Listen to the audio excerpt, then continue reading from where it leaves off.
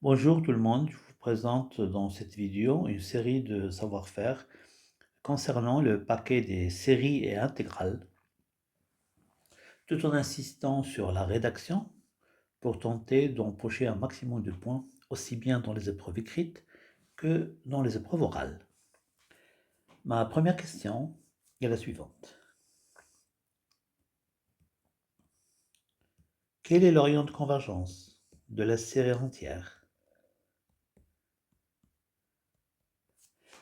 sigma n plus grand que 0 de t puissance n sur 3n plus 1?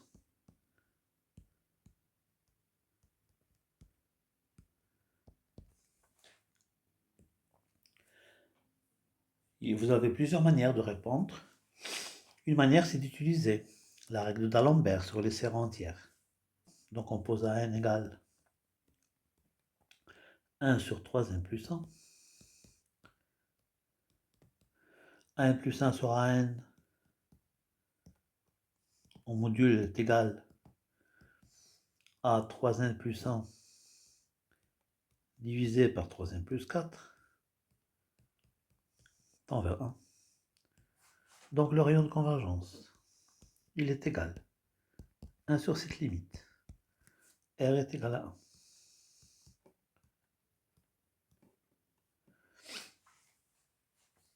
Vous avez d'autres méthodes de répondre utilisant le grand phénomène d'une série entière. À l'intérieur du disque de convergence, vous avez les 4 propriétés qui sont vraies. La série converge absolument, la suite est bornée, la suite tend vers 0. Et à l'extérieur du disque fermé de convergence, vous avez les 4 propriétés qui sont fausses. La suite non bornée, la suite ne tend pas vers 0, la série diverge et la série des valeurs absolues diverge aussi. Donc, pour tenter d'utiliser ceci, donc je mets ici autrement.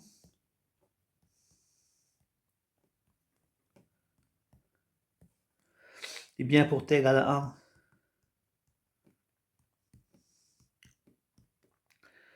la série 1 sur 3n plus 1, elle est divergente.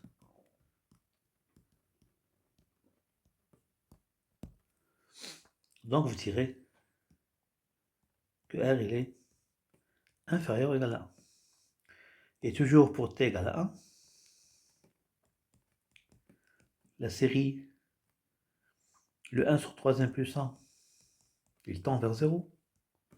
Donc l'une des propriétés est vraie pour t égale à 1. Donc je peux déclarer que R, il est supérieur ou égal à 1. Vous pouvez aussi réfléchir par d'autres moyens, comme celui de dire une autre méthode aussi. 1 sur 3n plus 1, il est équivalent 1 sur 3n, qui est un tiers n à la puissance moins 1. Vous savez que le rayon de convergence, il est invariant par multiplication par n à la puissance alpha, et qu'il est invariant aussi par équivalence. Donc le rayon de convergence, il est égal à celui de la série, celle-là, c'est celui de la série 1 sur 3n-1 t puissance n. Bah, le 1 tiers, vous l'enlevez. Vous pouvez enlever d'ailleurs tous les nombres non nuls. Et puis donc le rayon de convergence invariant par multiplication par n-1. Et donc, c'est le rayon de convergence de la géométrique égal à 1. Voilà, j'ai mis 3 méthodes, vous pouvez mettre certainement beaucoup plus. Très bien, voilà pour cette première question. Passons à la deuxième question. Question 2. On définit une fonction f de t par la somme de 0 à l'infini de t à la puissance n divisé par 3n plus 1. C'est-à-dire la somme de cette série entière.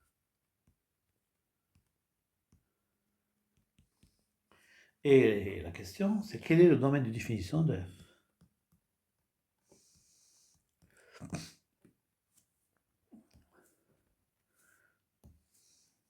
Quel est le domaine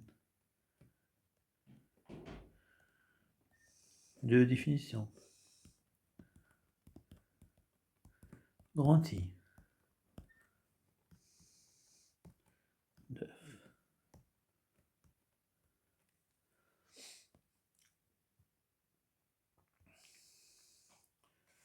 Nous savons donc que à l'intérieur du disque de convergence, la série converge, et qu'à l'extérieur du disque de convergence, la série diverge. Conséquence, f comme r est égal à 1, comme le rayon de convergence c'est 1, f de t est bien défini.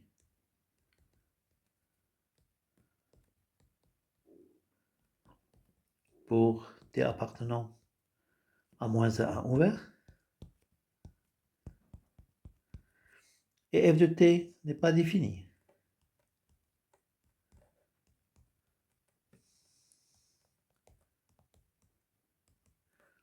Pour t appartenant à moins l'infini moins 1, union 1 plus l'infini.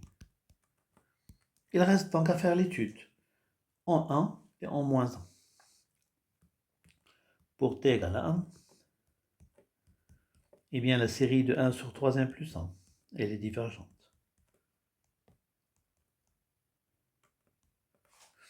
Je rappelle pourquoi.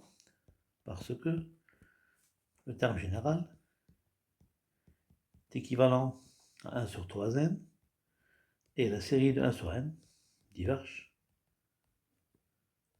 De 1 sur 3n diverge. Une série de Riemann divergente, bref, multiplié par 1 tiers, mais ça ne change rien. Et ne pas oublier d'ajouter le caractère positif de 1 sur 3n pour appliquer la règle des équivalents pour les séries numériques. Donc f de 1 n'est pas défini.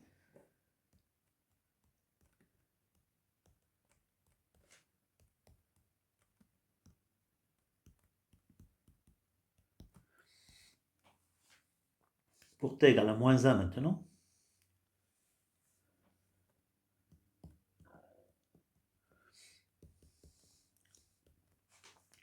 il s'agit de la série moins 1 puissance n sur 3n plus 1. Et bien cette série, cette fois-ci, va converger parce que, vérifie, le critère spécial des séries alternées.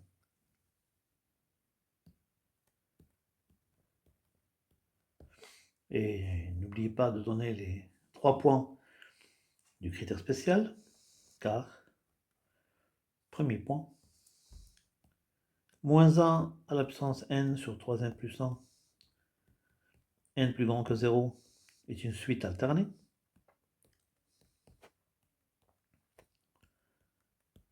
Deuxième point, la valeur absolue de moins 1 puissance n sur 3n plus 1, qui est 1 sur 3n plus 1, tend vers 0, lorsque n tend vers l'infini. Et finalement, la valeur absolue de moins 1 puissance n sur 3n plus 1 est une suite décroissante. Et vous pouvez le faire, par exemple, en dérivant. Parce que si vous considérez que n est un réel strictement positif et que vous dérivez 1 sur 3n plus 1, ça vous fait moins 3 divisé par 3n plus 1 au carré. Il est donc négatif ou nul. Pour tout n, de 0 à l'infini. Vous pouvez fermer en 0. Intervalle de nombre réel. Très bien. Donc f de moins 1 est parfaitement défini.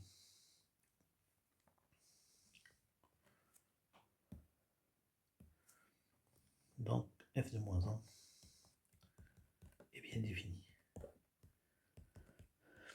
Ainsi, le domaine de définition de f, c'est i égale l'intervalle moins 1, 1, fermé en 1, fermé en moins 1 et ouvert en 1.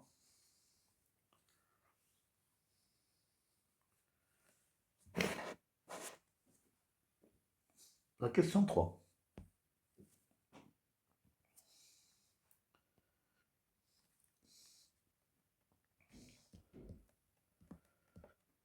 Montrez que ce f, que cette fonction f est continue sur i.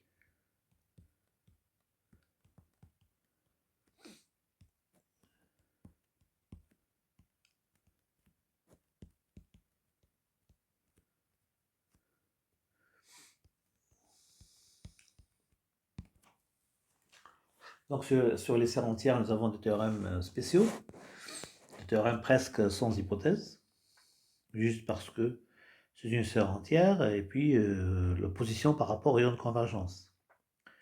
Et donc justement, la continuité sur moins RR ouvert, c'est une histoire vraie pour toutes serres entières, parce qu'elle est même de classe C infinie sur l'ouvert. Mais lorsque l'intervalle est fermé, il faut faire une étude spéciale dans l'intervalle. Et vous savez qu'il y a un résultat qui apporte beaucoup de simplicité à cette étude, c'est le théorème d'Abel radial. Nous allons donc commencer par dire d'abord f est continu sur moins 1 ouvert, car elle est même de classe C infinie.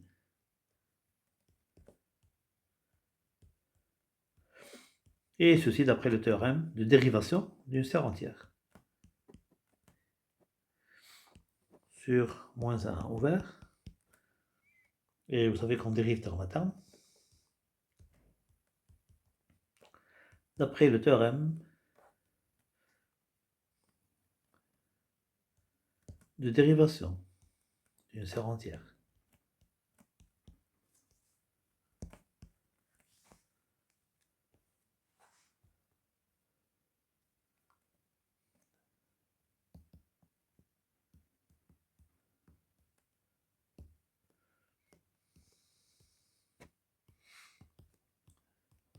Ce théorème, il y a une seule hypothèse, c'est que R doit être le rayon de convergence pour que ce soit de classe C infinie sur moins R ouvert.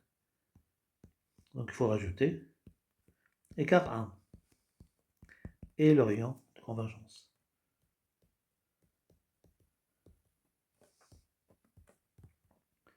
Écart 1 et le rayon de convergence.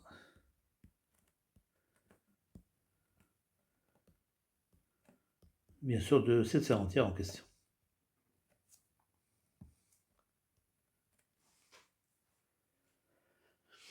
Continue sur moins 1 ouvert. Il reste que i, il y a moins 1 qui rentre. Donc il reste à faire la continuité à droite en moins 1. Et ça se fait avec le théorème d'Abel radial.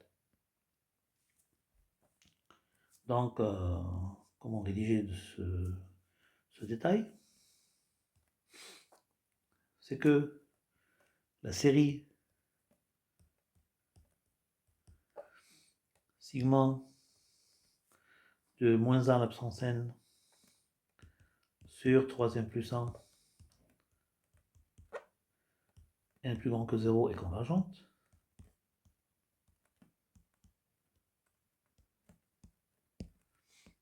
Donc,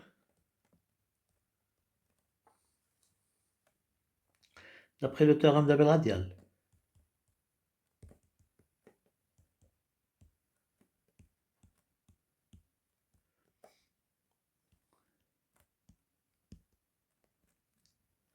eh bien, la somme de cette série, elle est égale à la limite lorsque x tend vers un moins de la somme de n égale 0 à l'infini, de moins 1 à la puissance n, sur 3m plus 1, multiplié par x à la puissance n. Mais il est facile de voir, et avec un changement de variable, que donc c'est la même chose que la limite lorsque t tend vers moins 1 plus de la somme de 0 à l'infini de t à la puissance n sur 3m plus 1. Autrement dit, f de moins 1, il est égal à la limite lorsque t tend vers moins 1 plus de f de t, et ce qui fait que f est continu à droite en moins 1. Vous voyez donc ici la force de ce théorème d'Abel radial.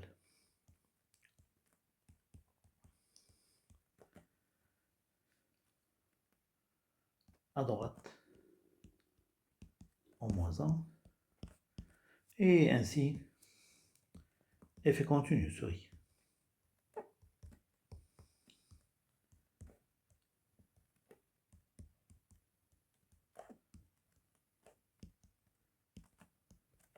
Vous avez aussi d'autres possibilités pour répondre.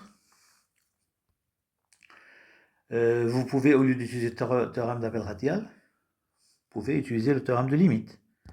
Et donc, il faut faire de la convergence uniforme sur un voisinage de moins 1 plus moins 1, 0 par exemple.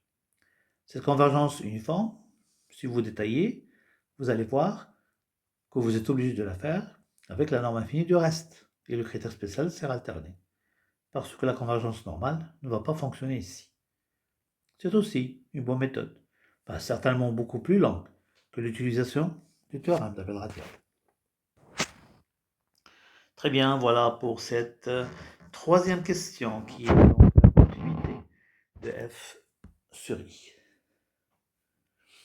Nous passons à la question 4, où on introduit une intégrale.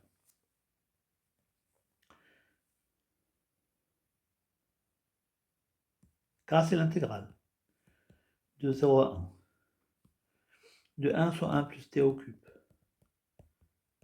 dt. Et on demande de calculer K. Quelle est la valeur de K?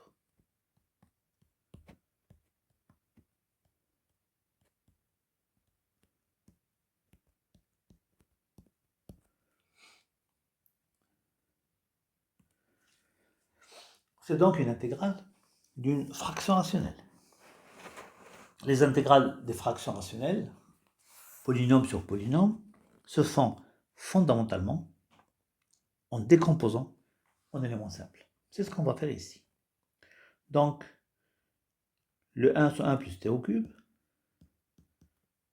vous savez que la factorisation de 1 sur 1 plus t au cube se fait 1 plus t multiplié par 1 moins t plus t carré. Et donc, décomposition en éléments simples, ça va être, alors il faut faire 0, la partie entière, parce que le degré du numérateur est strictement inférieur au degré du dénominateur. Sinon, au cas contraire, il faut faire division euclidienne et faire le quotient à la place de 0. Après, vous aurez une constante petit a divisée par 1 plus t. Et après, vous aurez un bt plus c divisé par 1 moins t plus t carré.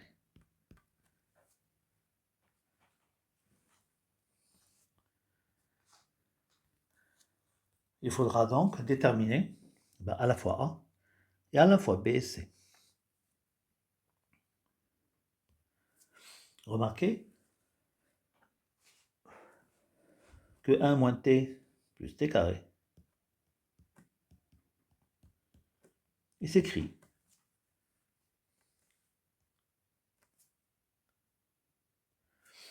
t plus j fois t plus j carré.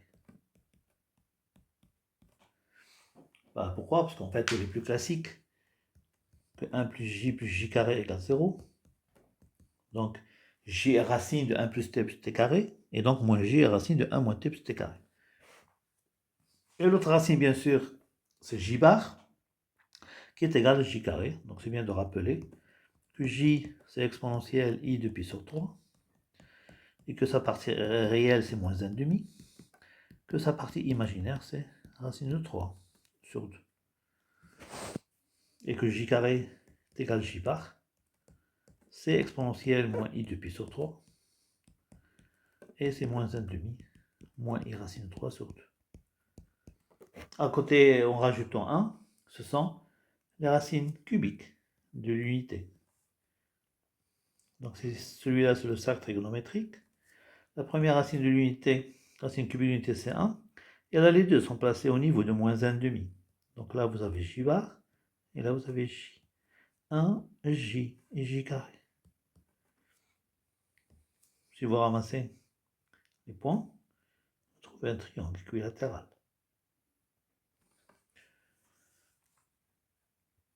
Très bien. Donc, on peut déterminer B et C à la fois.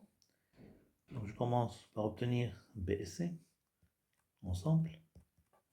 Pour déterminer B et C, on multiplie par 1 moins t plus t carré, et on fait t égale moins j. Puis on fait t égale à moins j. Je rectifie. Puis. Donc, lorsque je multiplie par 1 moins t plus t carré, dans cette expression-là, il n'y aura plus de 1 moins t plus t carré. Ici, il y aura 1 moins t plus t carré, mais en remplaçant par t égale à moins j, ça fait 0. Et là, il n'y aura plus de 1 moins t plus t carré. Donc, il va rester, donc je remplace t par moins j, donc il va rester de ce côté-là 1 sur 1 moins j, égale. Donc, b fois moins j plus c. Il reste donc 1 sur 1 moins j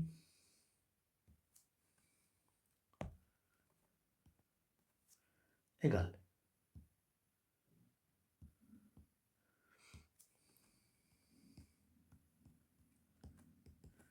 moins bj plus c. Je le mets en ligne. Moins bj plus c. Les b et c sont réels. La famille 1j est une famille libre du R espace vectoriel C. Donc si j'arrive à mettre le 1 sur 1 moins j sous sa forme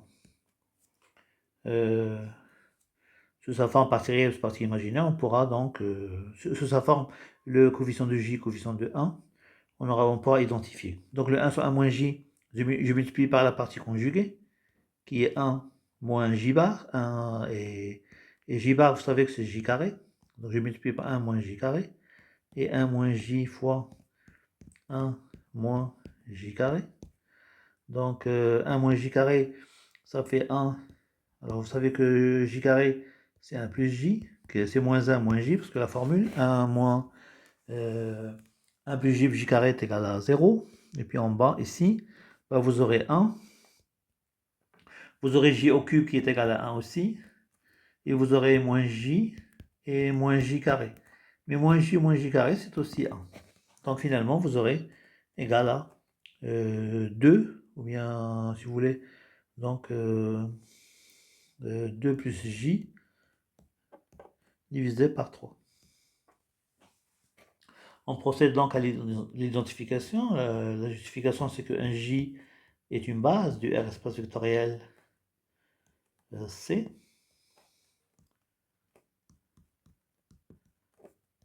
Donc, on peut identifier. Si c'est une base, c'est une famille libre. On identifie les coefficients. Donc, coefficient constant va être égal à coefficient constant, C est égal à 2 tiers. Et moins B va être égal à coefficient de J qui est 1 tiers. Et comme ça, donc B égale moins 1 tiers. Et C égale, donc B égale moins 1 tiers. Et C égale 2 tiers. Très bien. Voilà pour B et C. On utilise un nombre complexe. Revenons donc pour, il reste à trouver A. Pour trouver A, donc une technique pour trouver A, c'est multiplier par T, faire tendre T vers l'infini. Donc ce sont les techniques classiques des fractions rationnelles. Trouver A, on multiplie par T. Par T, puis on fait tendre.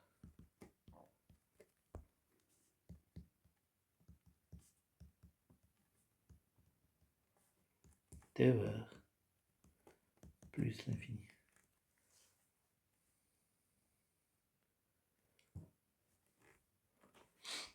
Donc j'aurai, on multiplie par T. Donc à ce niveau-là,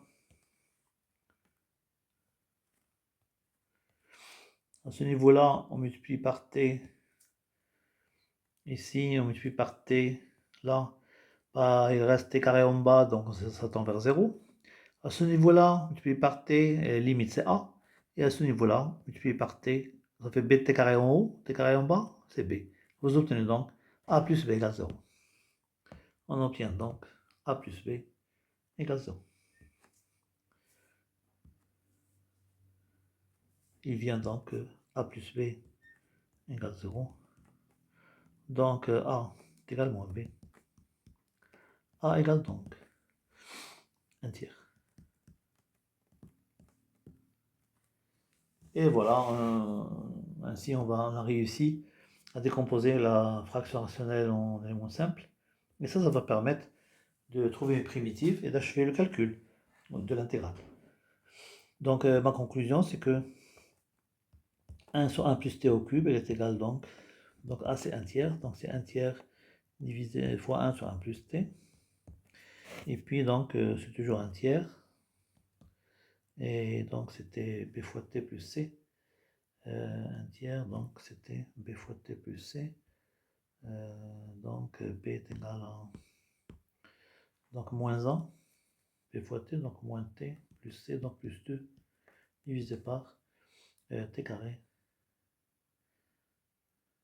1 moins t, plus t carré. Très bien, maintenant la primitivation.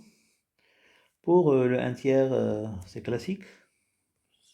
C'est primitive en ln de valeur absolue de 1 plus t.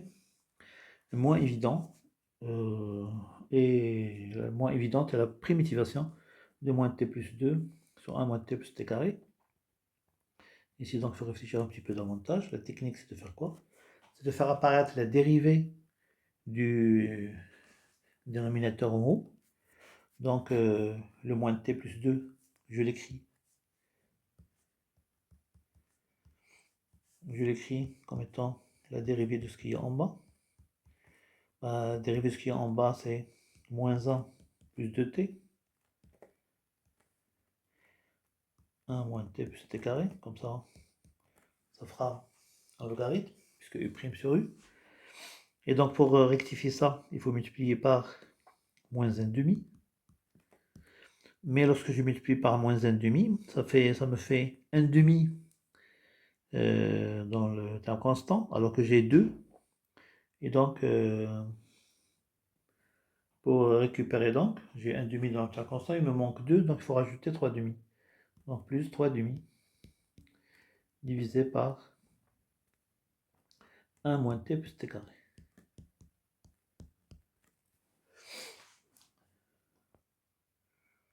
D'accord? Donc celle-là, elle est bonne aussi. Donc déjà celle-là, c'est bon, parce que ça va partir en logarithme, en intégrant. Celle-là aussi, ça va partir en logarithme. Il reste à traiter celle-ci. Celle-ci, il est classique, il va partir en arc tangente. Comment le faire? C'est que vous avez 3 demi la constante, vous avez 1 sur 1 moins t plus t carré. Vous l'écrivez comme étant donc 1 sur t moins 1 demi au carré. Et donc il faut rajouter donc, pour avoir 1, il faut rajouter donc 3 quarts. Et vous factorisez par 3 quarts pour faire apparaître la tangente. Donc 4 tiers en haut, vous factorisez par 3 quarts, 1 sur. Donc le 4 tiers va rentrer à l'intérieur, ça fait donc 2 sur racine de 3 qui rentre à l'intérieur du carré, au carré, plus 1. Et comme ça, vous aurez donc comme primitive une arctangente, à condition de mettre 2 sur racine de 3, la dérivée, en haut. Et voilà, et ainsi donc, une primitive. Comme ça, on s'en arrive à primitive, ainsi. Primitive de 1 sur 1 plus t au cube dt, elle est égale. Donc le 1 tiers, 1 sur 1 plus t, ça fait 1 tiers ln. Alors, on peut mettre valeur absolue, mais en fait, tout est positif ici, donc on ne peut pas le faire. ln de 1 plus t. Ensuite, alors il ne faut pas oublier le 1 tiers avec le moins n demi, avec le moins n demi qui est là. Vous avez ici moins n demi, mais il y a le 1 tiers qui est facteur, donc il ne faut pas oublier. Donc 1 tiers avec moins n demi, ça fait moins 1 sixième. Moins 1 sixième ln. 2, 1 moins t plus t carré. Et puis donc, il y a aussi 1 tiers. Pour le terme, il y a 3 demi plutôt, hein, pour le terme de la tangente. Donc plus 3 sur 2. Et le 4 tiers. Donc le 4 tiers, alors il faut emprunter du 4 tiers. Du 4 tiers, il faut emprunter, de ce 4 tiers, il faut emprunter 2 sur racine de 3 pour la dérivée. Il va rester un autre 2 sur racine de 3. Donc finalement, 2 sur racine de 3 que vous empruntez pour la dérivée, et il va rester donc 2 sur racine de 3, arctangente, de 2 sur racine de 3, t moins 1 demi. Voilà, et vous pouvez rajouter à la fin k.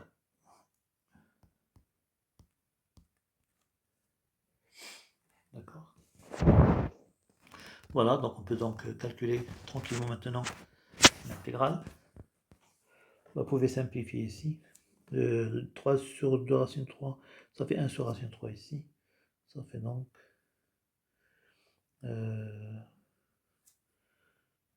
sur racine 3 arctangente. Donc en k égale. Donc c'est la valeur en 1 moins la valeur en 0. La valeur en 1, ça fait 1 tiers ln de 2. Moins 1 sixième. Donc t égale à 1, ça fait donc 1 moins 1 plus 1, ça fait donc 1, ça fait 0 aussi. Plus 1 sur racine de 3. Arctangente. Donc arctangente de 2 sur racine de 3 et t égale à 1 moins 1 demi. Ça fait donc 1 demi. Ça veut dire que c'est l'arctangente de 1 sur racine de 3. Très bien, la valeur en 0, ça fait moins, donc 0.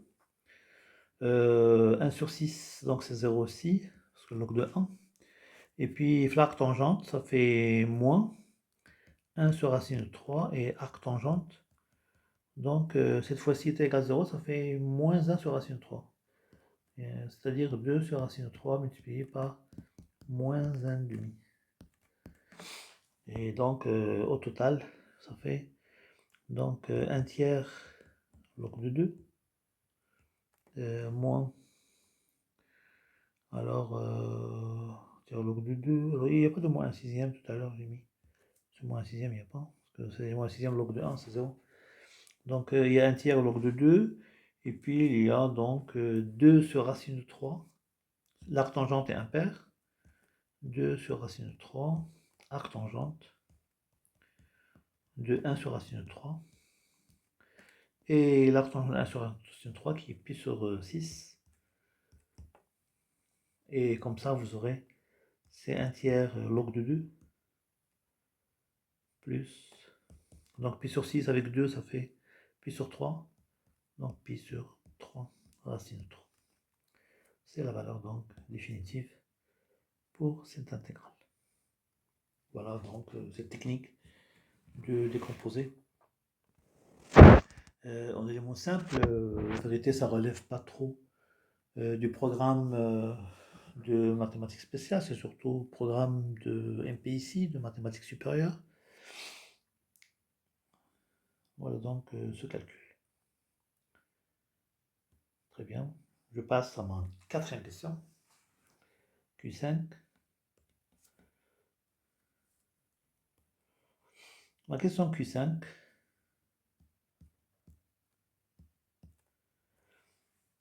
C'est de montrer que f de moins 1 égale à k.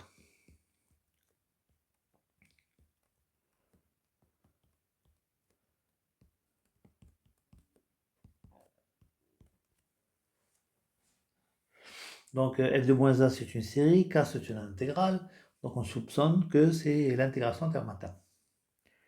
Vous savez que l'intégration terme à terme, vous avez 3 résultats dans le programme, vous avez celle des serres entières, vous avez celle sur un segment, et vous avez celle sur un intervalle quelconque. Donc il faut voir un peu ici, qu'est-ce qu'on peut utiliser comme théorème pour justifier cette éventuelle intégration terme à terme.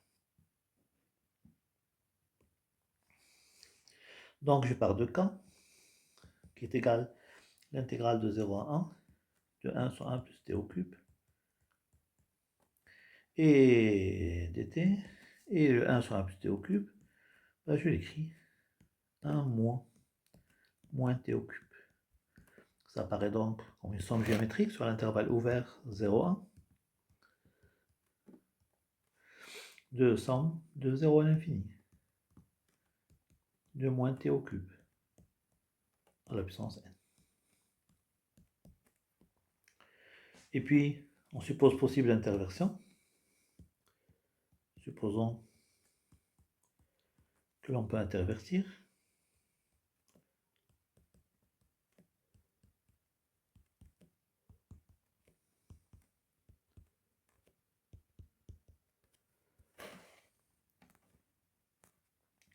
Alors, k égale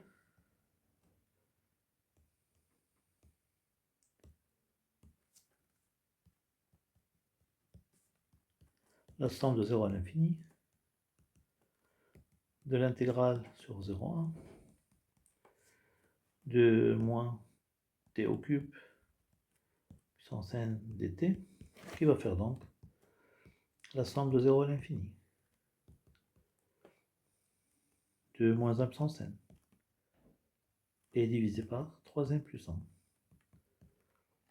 qui est donc de moins 1. Le résultat est donc obtenu si on suppose possible l'interversion. Il reste à faire la chose la plus importante, qui est de justifier cette interversion.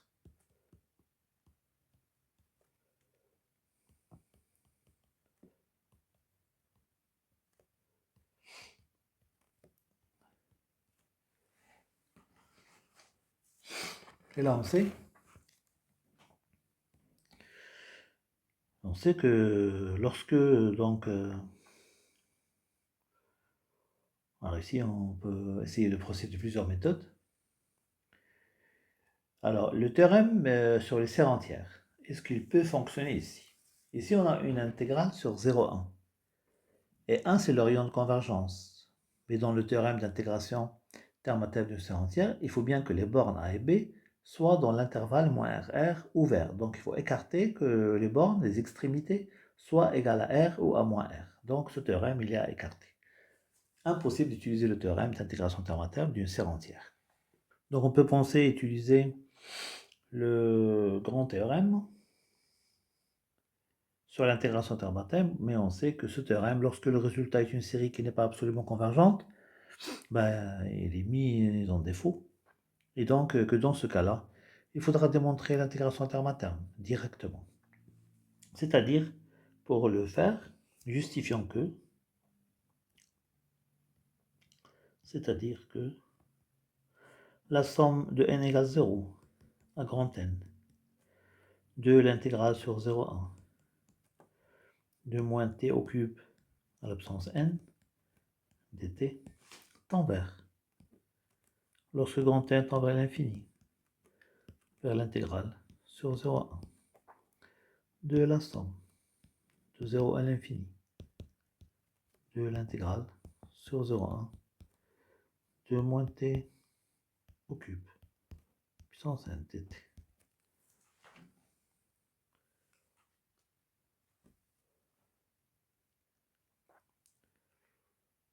Si je fais la différence,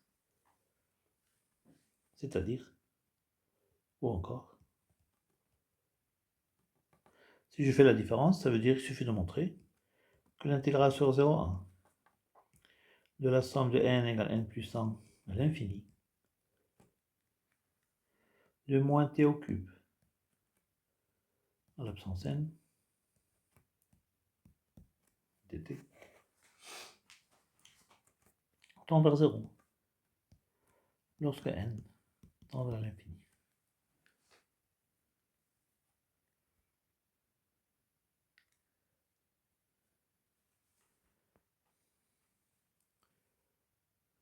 C'est-à-dire, donc cette somme, je peux la calculer parce que c'est géométrique. L'intégrale sur 0,1 de moins t au cube à la puissance n plus 1, le premier terme, sur 1 moins t au cube dt tend vers 0 lorsque n tend vers l'infini. Eh bien, on va travailler simplement avec une majoration. Cette intégrale, c'est 1 plus t au cube en valeur absolue.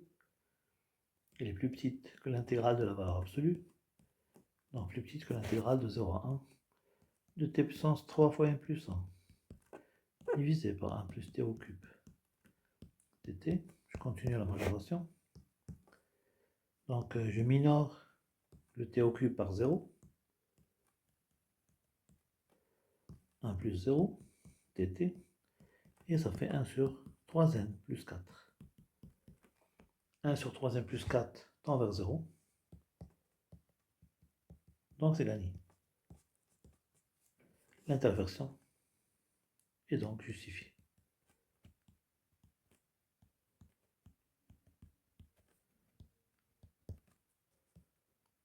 Voilà une manière de faire, c'est pas la seule. Vous pouvez aussi utiliser le théorème de convergence dominée pour la faire. Mais ici, vu que la somme se calcule, parce qu'elle est géométrique, c'est peut-être plus rapide de faire ça. Vous pouvez aussi utiliser le reste d'une série qui vérifie que l'espèce spatiale alternée. Donc ce sont les méthodes classiques qu'on fait pour justifier directement l'interversion. Voilà. Ce qui fait donc qu'on a bien f-1 en définitive.